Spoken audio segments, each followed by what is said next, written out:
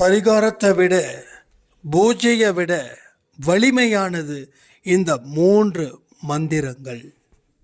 இந்த மந்திரங்களை தினந்தோறும் உச்சரித்து அதனுடைய அர்த்தத்தின்படி வாழ்க்கையை வாழ்ந்தா உங்கள் கர்மாக்கள் கூட புலி போல இருக்கக்கூடிய கர்மாக்கள் கூட பூனை போல உங்களை பார்த்து பதுங்கி ஓடும். ஒவ்வொரு மனுஷனுக்கும் 2 வாழ்க்கை. 2 வாழ்க்கையில் ஒரு வாழ்க்கை மோசமாக, இன்னொரு வாழ்க்கை நல்லதாக இருக்குது. இதற்கு ஒரு முடிவு 3ஆவதாக ஒரு வாழ்க்கை. அந்த வாழ்க்கையை வாடும்போது தான் உங்களுடைய முன்னேற்றம், உங்கள் ஆரோக்கியம், உங்கள் குடும்பத்தில் இருக்கக்கூடிய ஒட்டு மொத்த பிரச்சனைகளும் தீரும். ஒவ்வொரு மனுஷனுக்கும் இந்த பதிவு மிகப்பெரிய ஒரு வளர்ச்சியை கொடுக்க போகுது. இந்த பதிவின் மூலமாக நிச்சயமாக கடவுளை நீங்கள் தரிசிக்க முடியும். மனதார இந்த பதிவை கேளுங்க. இந்த பதிவில் சொல்லப்பட்டவைகள், அந்த 3 மந்திரங்கள் நீங்கள் உச்சரிக்கும் போது, அதன்படி வாழும்போது உங்கள் குடும்பத்தில் இருக்கிற அத்தனை பேருக்கும் நன்மைகள் அளிக்கும். தீராத பிரச்சனை கர்மா காரணம், பெரிய தொல்லை மற்றவர்களால் கர்மா காரணம். இதை நீங்கள் செய்யும்போது எந்த விதத்திலையும் உங்களுக்கு தீங்குகள் அப்படின்றது வராது. உங்களை எதிர்ப்பவர்களை கடவுள் எதிர்ப்பார், அழிப்பார். இது நிச்சயம். கணவனும் மனைவியும் பொறுப்பு இல்லாமல் வாழ்ந்தா எவ்வளவு பெரிய ஆபத்தை உங்கள் குழந்தைங்க சந்திக்க போகிறாங்க. இது எல்லாமே இந்த பதிவில் இருக்குது. ஓம் சாயிரா சாயிரா, ஓம் சாயிரா சாயிரா, ஓம் சாயிரா சாயிரா, அன்பே சாயிரா, பேரன்பே சாயிரா, அகிலம் தளிக்க ஆத்மா விழிக்க அனுதினம் சாயிரா, எங்கள் அன்பே சாயிரா. ஒன்றே இறைவன், ஒன்றே பூமிக்கென்றும் சாயிரா, சரணம் சாயிரா, நன்றே செய்து வாழ்வோம், நாம் ஒன்றே செய்து வாழ்வோம், அன்பே சாயிரா.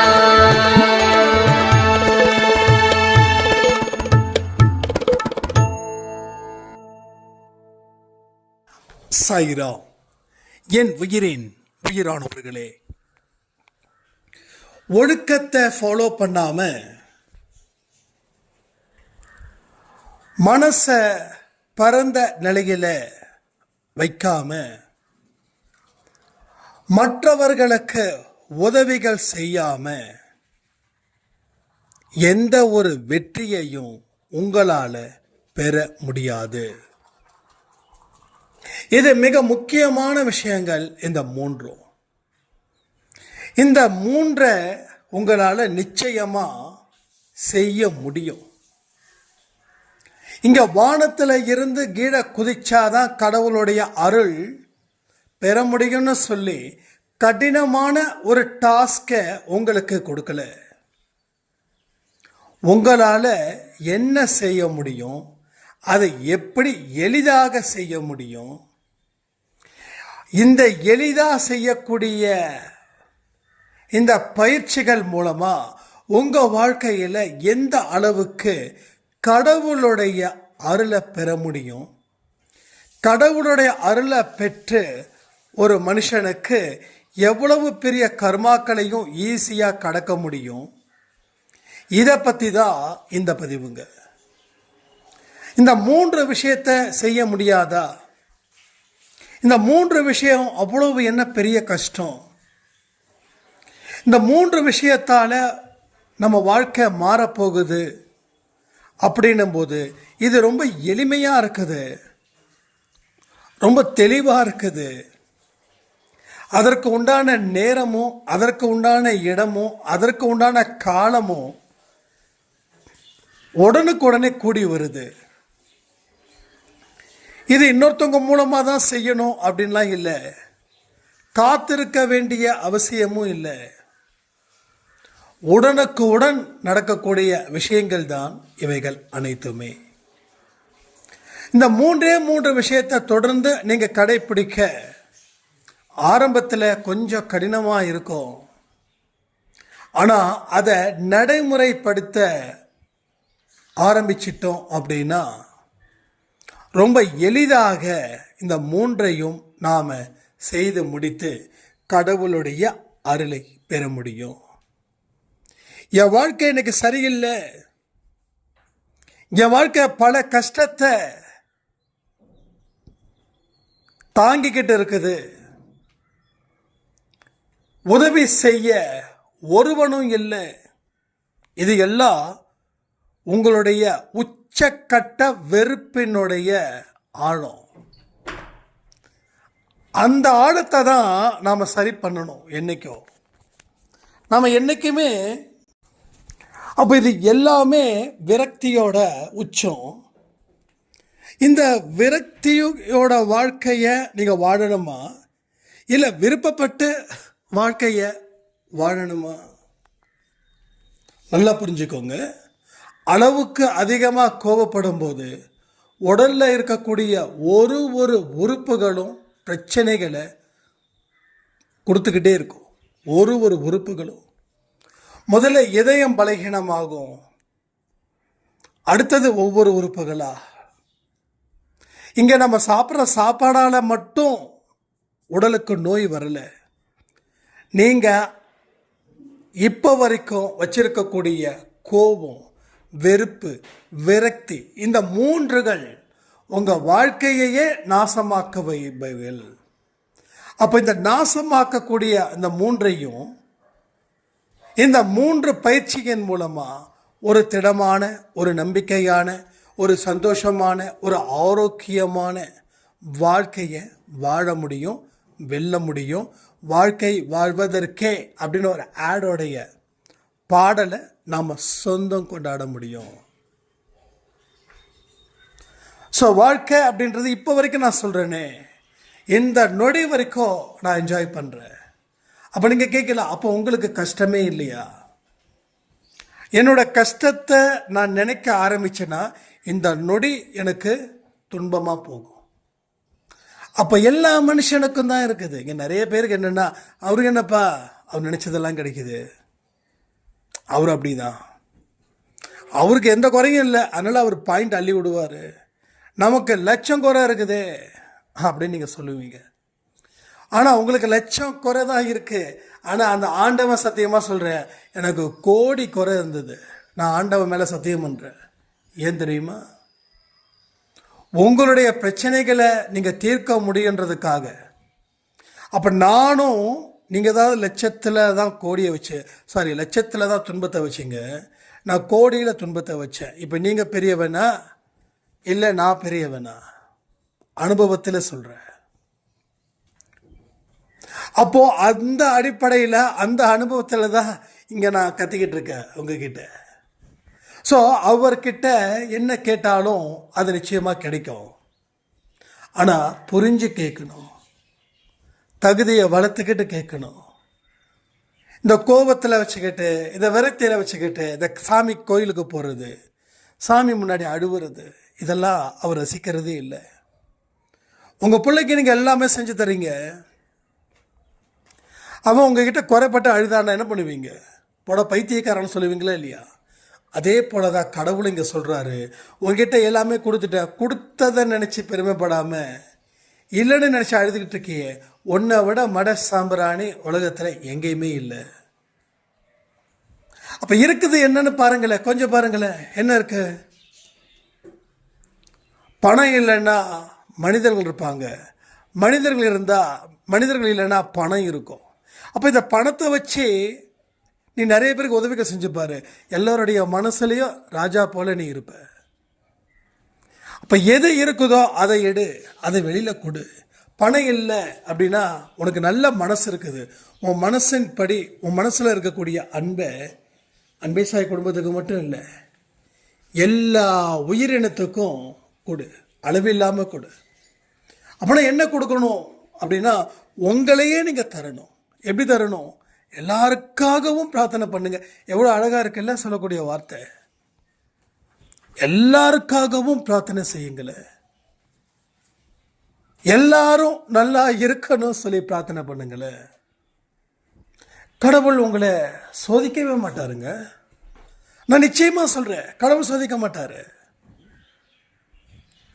ஒரு சிறை தண்டனை கைதி 10 வருஷ கடுங்காவல் நீதிபதி ஒரு தீர்ப்பை கொடுக்குறாரு. ஆனால் அந்த சிறை கைதி 6 வருஷத்தில் வெளியில் வராரு. 4 வருஷம் என்னாச்சு? ஏன் அந்த நீதிபதி விடுதலை பண்ணுறாரு? 10 வருஷம் தானே கொடுத்தாரு. அப்போ 10 வருஷம் கம்ப்ளீட் பண்ணணும் இல்லை? அப்போ ஏன் 6 வருஷம் மட்டும்? அப்போ 4 வருஷம் என்னாச்சு? அப்போ நீதிபதி சும்மா கண்ணை மூடிக்கிட்டு ஏதாவது ஒரு நம்பரை தொட்டு போதும்னு சொல்லிட்டாரா? இல்லை. அந்த சிறை கைதி நடந்துக்கிட்ட விதம், அந்த சிறை கைதி நடந்துக்கிட்ட விதத்தை பொறுத்து அவங்களுக்கு விடுதலை கொடுத்தாரு நீதிபதி அவர்கள். அதே போல தான் சொல்கிறேன், கடுமையான சோதனைக்கு உட்பட்டு நான் இருக்கிறேன்னு சொல்லி நீங்கள் இருக்கும்போது உங்கள் இதயத்தை மனிதர்கள்கிட்ட கொடுங்க. எல்லாரும் நல்லா இருக்கணும்னு சொல்லி வாழ்த்துங்க. நல்லா பிரார்த்தனை பண்ணுங்க. நல்லதை கேளுங்க, நல்லதை நினைங்க. நல்லதை நினைச்சா நல்லதை கேட்போம், நல்லதை நினைச்சா நல்லது நடக்கும். அதுக்கு மாறா என்ன நினைச்சாலும் அதான் நடக்கும். இப்போ நமக்கு ஏன் இவ்வளோ பிரச்சனை வருதுன்னா, நாம் நல்லது நினைக்கவே இல்லை. இப்படி நடக்கும் அப்படின்னு நாம் சொல்கிறோம். ஒருவேளை நடக்கலைன்னா, நான் இப்படி நடக்கும், உங்கள் வாழ்க்கையில் வளம் பெறுவீங்க, உங்கள் கடன் அடையும், உங்கள் நோய் தீரும், உங்கள் குடும்பத்தில் கணவன் மனைவிக்கு இருக்கக்கூடிய பிரச்சனைகள் தீரும் அப்படின்னு நான் சொல்கிறத நீங்கள் நம்பி அதை நினச்சி வாழ்ந்தால் நல்லது நடக்கும். நான் சொல்கிறேன் இல்லைங்க, கணவன் மனைவிக்கு இவ்வளோ பெரிய பிரச்சனை இருக்குது, இது சரியாயிடும் இந்த பயிற்சியின் மூலமாக அப்படின்னு நான் சொல்கிறேன். அப்போ உங்கள் கேள்வி என்னவா இருக்கும் தெரியுமா? ஒருவேளை நடக்கலைன்னா என்ன சாய்ராம் பண்ணுறது? அப்போது உங்கள் வார்த்தை எங்கேருந்து வருது? நீங்கள் அதையே நினச்சிட்டு இருக்கீங்க. இப்போ உங்கள் கணவனுக்கு மனைவிக்கு இருக்கக்கூடிய பிரச்சனைகளோ இல்லை ஏதோ ஒரு குடும்ப பிரச்சனை என்னமோ இருந்துட்டு போகுது. அப்போ இதை தீர்க்க நீங்கள் கண்டிப்பாக முயற்சி பண்ணியிருப்பீங்கல்ல? கண்டிப்பாக முயற்சி பண்ணியிருப்பீங்க. 10 வருஷமாக இருக்கக்கூடிய குடும்ப பிரச்சனை இப்போ வரைக்கும் தீரலை அப்படின்னும் போது நீங்கள் அதை தீர்க்கணும் தான் நினைக்கிறீங்க, இல்லைன்னு சொல்லலை. ஆனால் உங்கள் எதிர்பார்ப்பு பொய்யா மாறுது. அதனால் உங்களுக்கு நம்பிக்கை இல்லை. அப்போது ஏன் அது பொய்யா மாறுச்சுன்னா, திரும்பவும் சொல்கிறேனே, வயிற்று வலி மாத்திரை தான் போடணும், தலைவலி மாத்திரை எடுத்து போடக்கூடாது. வலி தானப்பா, ஒரே உடம்பு தானப்பா, அதனால் வயிற்று வலிக்கு தலைவலி மாத்திரையை போட்டுக்கிட்டேன் அப்படின்னு சொல்கிறது போல். எல்லாம் ஒரே உடம்பு தான், ஆனால் உறுப்புகள் ஒவ்வொன்றுக்கும் ஒவ்வொரு வேலை இல்லையா? தலைக்கு என்ன வேலையோ அது வேலை பார்க்குது, லங்ஸுக்கு என்னவோ அது ஒரு வேலை பார்க்குது, லிவருக்கு என்னவோ அது ஒரு வேலை பார்க்குது, கிட்னிக்கு என்னவோ அது ஒரு வேலை பார்க்குது. ஸோ பாயிண்ட்டை பிடிச்சிக்கோங்க. அங்கே இருந்து கொஞ்சம் ஸ்டார்ட் பண்ணுங்க உங்களுடைய ஒவ்வொரு ப்ரொசீஜர்ஸையும். கொஞ்சம் ஸ்லோவாகவே பண்ணுங்க, ரொம்ப ஸ்ட்ராங் வேண்டாம், ரொம்ப அவசரம் வேண்டாம், கொஞ்சம் லேசாக வச்சுக்கோங்க. கொஞ்சம் ஸ்லோவாக ஸ்டார்ட் பண்ணுங்க. கொஞ்சம் நம்பிக்கையை வச்சுக்கோங்க, கொஞ்சம் பொறுமையை வச்சுக்கோங்க, கொஞ்சம் சகிப்புத்தன்மையை வச்சுக்கோங்க. இந்த 3த்தையும் ஒன்றா வைங்க, ஸ்லோவாக வைங்க. திரும்பவும் சொல்கிறேன், ஸ்லோவாக இருக்கட்டும், ஆனால் ஸ்டார்ட் பண்ணாமல் விட்டுறாதீங்க. ஸ்டார்ட் பண்ணாமல் இருக்கிறதுக்கோட கம்பேர் பண்ணும்போது ஸ்லோவாக ஆரம்பிக்கிறது நல்ல விஷயம் தானே, நல்ல விஷயம் தானே. ஸோ அந்த மாதிரி ஆங்கிளில் தான் உங்களுடைய பொசிஷனை நீங்கள் கவர் பண்ணணும். அந்த கவர் பண்ண தான் கொஞ்சம் கொஞ்சமாக slow and study equal to progress, முன்னேற்றம். சிறிய முன்னேற்றம் இருக்கட்டும். இது வரைக்கும் முன்னேற்றமே இல்லை, இது வரைக்கும் ஜீரோவிலே இருந்த வாழ்க்கை இப்போ ரொம்ப நாள் கழிச்சு ஒன்றுக்கு வந்திருக்குது, நம்பர் 1க்கு வந்திருக்கு. அடுத்தது என்ன? 2 தான். அடுத்தது என்ன? 3 தான். அடுத்தது என்னப்பா? 100 தான். ஸோ 100, நீ 100 மார்க் வாங்கினா உன் முகத்தில் இருக்கக்கூடிய அந்த புன்னகை அந்த 1 மார்க்கில் இருக்கட்டுமே. இப்போ என்ன ஆகுதுன்னா 100 மார்க்கு வாங்கணும், ஆனால் இப்போ தான் நான் 1 மார்க்கு வாங்கியிருக்கேன், ஆனால் இன்னும் நான் 100 மார்க்கு வாங்கிறதுக்கு கிட்டத்தட்ட நான் 100 வருஷம் உழைக்கணுமா அப்படின்ற மாதிரி சில பைத்தியக்காரத்தனமான கேள்விகள் நம்ம மனசு நினைக்கும். ஏன்னா மனசு என்ன பண்ணுதுன்னா, எந்த வேலையும் செய்யாத, அவன் சந்தோஷம், அவன் ஒரு பைத்தியம், அவன் ஏதாவது ஒன்று சொல்லுவான், எப்படி நடக்கும், எப்படி பாசிபிள். கண்டிப்பாக இப்படிப்பட்ட ஒரு எண்ணம் உங்கள் மனசில் வந்து விழுந்திருக்கும். ஏன்னா அந்த மனசுக்கு எவன் நல்லதை சொன்னாலும் அவனை மடையன்னு சொல்லும், அவனை பைத்தியக்காரன்னு சொல்லும், அவனுக்கு அறிவு இல்லைன்னு சொல்லும். எத்தனையோ செஞ்சிட்ட, இவன் சொன்னால் மட்டும் நடந்துருமா அப்படின்னு ஏகப்பட்ட தடையை அது உண்டு பண்ணும். ஸோ ஏகப்பட்ட தடையை அது உண்டு பண்ணும். அப்போது அந்த தடையை ஏன் உண்டு பண்ணுதுன்னா, மனசு எந்த ஒரு வேலையுமே செய்ய விடாது. சும்மாவே இரு, சோகமாகவே இரு, நல்லா தூங்கு, எதையும் நினைக்காத அப்படின்னு நைட்டு தூங்க சொன்னால் பகலும் தூங்குவான், நைட்டும் தூங்குவான். இப்படி வாழ்க்கையை காலத்தை கழிக்கிறவங்க நிறைய பேர். இந்த பார்க் வழியாக போகும்போது பார்த்திங்கன்னா நிறையா ஜென்ட்ஸ் ஆம்பளைங்க அப்படி தூங்குவாங்க. சில பேர் பேண்ட்டு ஷர்ட்டு டக்கின் போட்டு பார்க்குறதுக்கே ரொம்ப கன்றாவியாக இருக்கும். ஏன் சொல்லுங்கள்? எத்தனையோ பேர் ஒரு நிமிஷமும் சாதிச்சுக்கிட்டு இருக்காங்க. இங்கே ஒரு குரூப்பு ஒரு நிமிஷமும் தூங்கி தூங்கி தூங்கி வழியுது. அப்போ இவங்களுக்கு என்ன காலம் பதில் சொல்லும்? காலம் ஹெல்ப் பண்ணுமா? கடவுள் வந்து ஹெல்ப் பண்ணுவாரா? சொல்லுங்கள். நீங்கள் பாருங்கள், நான் இல்லாததை சொல்லலை, இருக்கிறத தான் சொல்கிறேன். போங்க, ஒரு நாள் என்றைக்கோ பார்க் பக்கமாக போனீங்கன்னா, இல்லை பார்க்குக்கே போனாலும் சரி, அங்கே போய் பாருங்கள் எத்தனை ஆம்பளைங்க எப்படி நேரத்தை வீணாக்குறாங்க அப்படின்னு. ஏன்னா மோஸ்ட்லி ஆண்கள் தான் காலத்தை வீணாக்குறாங்க, பெண்கள் இல்லை, ஆண்கள் தான் காலத்தை வீணாக்குறாங்க. அப்போ ஆண்கள் காலத்தை வீணாக்குறவங்க பொறுப்பில்லாதவர்களாக இருக்காங்க. அப்போ என்ன ஆகுது? அவனுடைய குடும்பம் அங்கே நசுக்கப்படுது. அங்கே இருக்கக்கூடிய அவனோட மனைவி, அவனுடைய அம்மா, அவனுடைய அப்பா, அவனுடைய குழந்தைங்க மேலும் மேலும் பாதிக்க அடைகிறாங்க. அப்போ நான் ஏதாவது ஒரு காரணத்தை சொல்கிறான், அதுன்றான் இதுன்றான். ஆனால் எதுன்றது அவன் மனசாட்சிக்கு தெரியும். அவன் ஒரு வாழ்க்கையில் ஒரு ஸ்டேஜுக்கு மேலே காலத்தை ஓட்டுனா போதுன்னு நினைப்பான். அவன் ஒரு பெரிய முன்னேற்றத்தை அடையணும், தன்னுடைய பொண்டாட்டியை நல்லபடியாக பார்த்துக்கணும், தன்னுடைய குழந்தைங்களுக்கு நல்ல ஸ்டடீஸை கொடுக்கணும், அதெல்லாம் அவனுக்கு தோணாது. ஏன்னா அவன் வாழ்க்கையை முடிவு பண்ணிட்டான், இதுக்கு மேலே நம்ம வாழ்க்கையை ஓட்ட முடியாது. ஏதாவது நல்ல நாள் எவனோ ஒருத்தர் சொல்லியிருப்பான், நான் 5 வருஷம் கழிச்சு நீ எங்கேயோ போவேன்னு, அதுக்காக இவன் காத்துட்ருப்பான். அந்த 5 வருஷம் வரைக்கும் என்ன பண்ணுவான்? இவன் போகிற இடம்தான் சொர்க்கம். வேலைக்கு போக மாட்டான், வேலைக்கு போகவே மாட்டான். எங்கேயாவது கடனை வாங்கி அதை ஃபில் பண்ணிடலான்னு நினைப்பான். பொண்டாட்டிக்கிட்ட சம்பாதிச்சது மாதிரி ஒரு கெத்தை காட்டுவான்.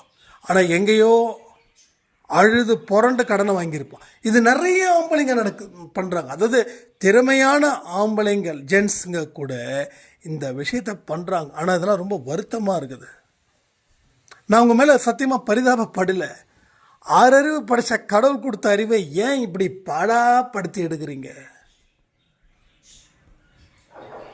முடியாதுன்றதுக்கு அறிவு பயன்படுத்திய, முடிகின்றதுக்கு அறிவு பயன்படுத்தி இருந்தால் இந்நேரம் வாழ்க்கையே எங்கேயோ போயிருக்குமே. முடியாதுன்ற ஒரு விஷயத்தை வச்சுக்கிட்டு நீங்கள் எவ்வளவு சுகமாக இருக்கீங்கப்பா, சான்ஸே கிடையாது, சான்ஸே கிடையாது. அப்போ அந்த வீட்டில் ஆம்பளை பொறுப்பானவனாக இருந்தால் கண்டிப்பாக அந்த வீட்டில் இருக்கக்கூடிய பெண்களும் பொறுப்பானவர்களாக இருப்பாங்க.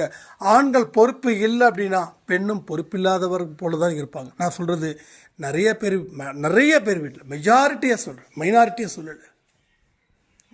சொல்லலை. உங்களுடைய எக்ஸ்பீரியன்ஸை நீங்கள் என்கிட்ட ஷேர் பண்ணும்போது அதை தான் நான் சொல்லிகிட்டு இருக்கேங்க. ஒரு அம்மா சொல்கிறாங்க, நான் நல்லா படிச்சிருக்கேங்க. படித்து என்னங்க புண்ணியம்? வீட்டில் வந்து வேலைக்கு விடல, வீட்டிலே இரு, நான் உன்னை தேவதை மாதிரி பார்த்துக்கிறேன், நான் உன்னை கடவுள் மாதிரி பார்த்துக்கிறேன் அப்படின்னு சொல்கிறாரு. கடைசியில் அவரும் பொறுப்பில்லாமல் இருக்கிறாரு. நான் மட்டும் என்னத்தை பண்ண போகிறேன், நானும் இப்படி தாங்க இருக்கிறேன். இது நிறைய பேரோட புலம்பல். சரி, வேறு வழி இல்லை, இதுக்கு நான் சப்போர்ட் பண்ணுறேன்னு கேட்குறீங்களா? இல்லை, ஒரு வீட்டில் ஆண் பொறுப்பு இல்லைன்னா அந்த பொறுப்பை அந்த பெண் சுமக்கணுன்ற. ஆண் பொறுப்பு இல்லைன்னா பெண் சுமக்கணும். பெண் அந்த பொறுப்பை சுமந்தா அந்த ஆண் வெக்கப்பட்டு வேதனைப்பட்டு அவன் பொறுப்பை சுமப்பான். நீ போதும் கஷ்டப்பட்டது, நான் பொறுப்பேற்றுக்கிறேன், நீ குடும்பத்தோட சந்தோஷமா ஹாப்பியாயிருன்னு சொல்லுவான். அப்போ ஆணும் பொறுப்பு இல்லை, அதாவது கணவனும் பொறுப்பேற்றுக்கல, மனைவி பொறுப்பேற்றுக்கல, குழந்தைங்களோட ஃபியூச்சர் என்ன ஆகும்? நான் சொல்ல விட்டோமா? குழந்தையோட ஃபியூச்சர் பெரிய சூனியம், பூஜ்ஜியம், 0. கண்டிப்பாக சொல்கிறேனே, இதான் நடக்கும். அப்போ கணவனை பார்த்து மனைவி இருக்கிறாங்க. அப்போ கணவன் மனைவியை பார்த்து குழந்தைங்க இருக்கிறாங்க. ஏன் சில வீட்டில் குழந்தைங்க வந்து டெவலப் ஆகலைன்னா அங்கே நிச்சயமாக சொல்கிறேன், அங்கே கணவனும் மனைவியும் சரியில்லை, பொறுப்பை ஏற்றுக்கொள்ளவில்லை. அப்போ இத்தனை விஷயங்கள் இங்கே நடக்குதான்னா 100க்கு 100 நடக்குது. சில பேருக்கு வேறு மாதிரி விஷயத்தை காட்டும், ஆனால் எல்லாத்தோடைய அடிப்படையும் இங்கே இதுதான். ஒன்று பொறுப்பேற்றுக்கல. அவன் அப்படி பண்ணால் நான் இப்படி தான் பண்ணுவேன், அவள் இப்படி பண்ணால் நான் இப்படி தான் பண்ணுவேன். இதுதான் கணவன் மனைவிக்குள்ள ஒரு கேடுகெட்ட வாசகம். இது ஏன் இவ்வளோ தூரம் அழுத்தம் திருத்தமாக சொல்கிறேன்னா, குழந்தைங்களோட எதிர்காலம் பாதிக்கப்படுது. கடைசியில் கடவுளை போயிட்டு அதை கொடுக்கல இதை கொடுக்கல, நான் கேட்டவனே கொடுத்துடணுமா? கடவுள் உங்களுக்கு எல்லாமே எழுதி கொடுத்துடணுமா? என்னங்க அர்த்தம்? என்ன லாஜிக்குன்னு கேட்குற? ஏதோ ஒரு கோயிலில் போயிட்டு மொட்டை போட்டு வந்துட்டா என்ன புரியல? பெரியார் சொன்னது போல் மொட்டை போட்டானா அவனுக்கு முடி வளருது. அவன் என்னைக்காவது வந்து ஒரு விரலை வெட்டிக்கிறானா, கால் விரலை வெட்டிக்கிறானா, ஒரு காதை வெட்டிக்கிறானா? அது யாரும் வெட்ட மாட்டாங்க, மொட்டை மட்டும் போடுவாங்க. ஏன்னா மொட்டை போட்டால் முடி வளர்ந்துடும்.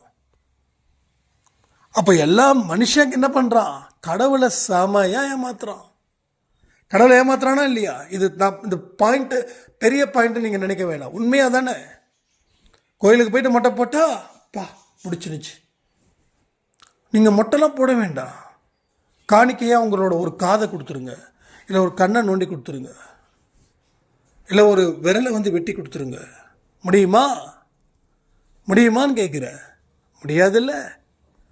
அப்போது இதெல்லாம் வந்து பண்ணால் மட்டும் கடவுளை வந்து கூலாக்கிட முடியாது. கடவுளை வந்து அது கொடுத்துருவார், இது கொடுத்துருவார். இப்போ தான்ப்பா பழனிமலைக்கு போயிட்டு வந்தேன் அப்படின்னு. அந்த காலத்தில் வந்து எல்லாமே வந்து உடம்புக்கு தகுந்த மாதிரி தான் வச்சாங்க. பாத யாத்திரை போக சொன்னாங்க, சபரிமலைக்கு போக சொன்னாங்க. ஏன்? காலையில் செருப்பு இல்லாமல் நடந்தால் என்ன ஆகும்? உடம்புல இருக்கக்கூடிய நரம்புகள் அத்தனையும் ஆக்டிவேட் ஆகும். ஒட்டுமொத்த பிரச்சனையே பாதத்தில் தான் இருக்குது, தெரியுமா உங்களுக்கு? உடம்பு சூடாச்சுன்னா பாதம் கொதிக்குதுன்னு அர்த்தம். அப்போ அந்த பாதத்துக்கு தேவையானதை மசாஜ் பண்ணணும். ஒரு விளக்கெண்ணெயோ ஒரு நல்லெண்ணெயோ நல்லா தேய்ச்சிட்டிங்கன்னா சூடு குறையும். இதெல்லாம் அக்குபஞ்சரில் இருக்குது. நீங்கள் படிச்சிங்களான்னு கேட்கலாம். படித்தாதான் அதெல்லாம் தெரிஞ்சுக்கணுன்னா இல்லை, நமக்கு உடலும் மனசும் பற்றி நாம் தெரிஞ்சுக்கணும். ஒரு கார் வாங்கியிருக்கோன்னா காரில் இருக்கக்கூடிய பிரச்சனைகளை ஓரளவுக்காவது நம்ம தெரிஞ்சுக்கிட்டால் தான் கொஞ்சம் வெளியில் போய் நம்ம இது பண்ண முடியும். ஒன்றுமே தெரியலன்னு வச்சுக்கோங்க, ஒன்றுமே பண்ண முடியாது. அதுபோல தான் நம்ம உடம்பை பற்றியும் நம்ம மனசை பற்றியும் நாம் இங்கே ஓரளவுக்காவது தெரிஞ்சு வச்சுக்கணும். ஆர்வம் இருந்தால் எல்லாமே நடக்குங்க. ஆர்வம் இல்லைன்னா ஒரு டாக்டர் படித்தவங்க கூட சொதப்பிடுவாங்க, குழப்பிடுவாங்க, ஃபெயிலியரை கொடுத்துக்கிட்டே இருப்பாங்க. எல்லாத்துக்கும் அடிப்படையாக இருக்கிறது ஆர்வம். அந்த ஆர்வம் ஒன்று தான் தேடுதலுக்கு உண்டான ஒரு பயணமாக அது அமைச்சு தருது. அப்போது கடவுள் உங்ககிட்ட வரணும், அவர் உங்களை ஆசீர்வதிக்கணும், உங்கள் கர்மாக்களில் இருந்து ஒரு பெரிய விடுதலையை அவர் கொடுக்கணும். இந்த 3 விஷயங்கள் ஒவ்வொரு மனுஷனுக்கும் முக்கியமானது. எல்லாமே இந்த 3ஆகவே இருக்குது பாருங்கள். ஸோ நம்மளுடைய மெயினான ப்ரொசீஜரே இந்த 3. 2 கண்ணு, ஒரு கண்ணு நெற்றிக்கண் சொல்கிறாங்களா, 2 வாழ்க்கை, உள் வாழ்க்கை, வெளி வாழ்க்கை, இன்னொன்று ஆன்மீக வாழ்க்கை. அதாவது ஒரு மனுஷன் வெளியில் இருக்கிற மாதிரி தான் உள்ளே இருப்பான்னு சத்தியமாக நினச்சிடாதீங்க. வெளியில் சில பேர் ரொம்ப அப்படியே நீதிமான்கள் மாதிரி பேசுவாங்க, கடவுளுடைய குழந்தை மாதிரி பேசுவாங்க. ஆனால் உள்ளுக்குள்ள 1008 அயோக்கியத்தனம் இருக்கும். இப்படிப்பட்டவர்களை கடவுள் எந்த காரணத்தை கொண்டும் மன்னிக்கவே மாட்டார், தண்டிப்பார். ஏன்னா வெளியில் இவ்வளவு நல்லவனாக வேஷம் போட்டு உள்ளுக்குள்ளே இவ்வளவு பித்தலாட்டம், பொய், திருட்டுத்தனம், ஒரு மட்டமான சிந்தனைகள் உனக்கு இருக்குதா அப்படின்னு. அப்போது உள் வாழ்க்கையும் வெளி வாழ்க்கையும் வானத்துக்கும் பூமிக்கும் இருக்கக்கூடிய வித்தியாசத்தை விட அதிகமானது. அது கொஞ்சமாவது இருந்தால் பரவாயில்ல, ஆனால் சம்மந்தமே இல்லையே. அப்போ அது உள் வாழ்க்கையும் வெளி வாழ்க்கையும் ஓரளவுக்காவது ஒத்து போகணும்னா 3ஆவதாக இருக்கக்கூடிய ஆன்மீக வாழ்க்கையை நீ வாழு. அதில் உனக்கு எல்லாமே ஒத்து போகும். அது உனக்கு நிரந்தரமான சந்தோஷத்தை அள்ளி கொடுக்கும். உனக்கு தேவையான அத்தனையும் அது பெற்றும் தரும். ஸோ இதை எல்லாத்தையும் நீங்கள் முடிவு பண்ணுங்க. உங்கள் வாழ்க்கைக்கு வாழ்வதற்கு உண்டான பாதைகளை மட்டும் பயணத்தை மேற்கொள்ளுங்க. சீரழிக்கக்கூடிய பாதைகள் இருந்துச்சுன்னா அந்த பாதையை க்ளோஸ் பண்ணிடுங்க. இல்லைன்னா வாழ்வது பெரிய கேள்விக்குறியா மாறிடுன்னு சொல்லி இந்த பதிவை நான் முடிக்கிறேன். ஜெய் சாய்ரா.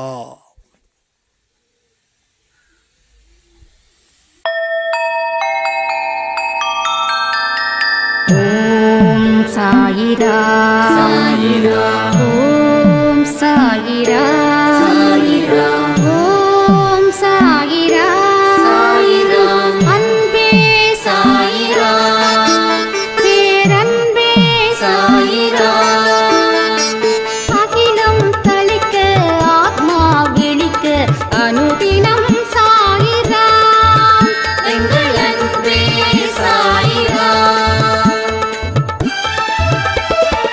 ஒன்றே இறைவன் ஒன்றே பூமிக்கென்றும் சாயிரா சரணம் சாயிரா நன்றே செய்து வாழ்வோம், நாம் ஒன்றே செய்து வாழ்வோம்.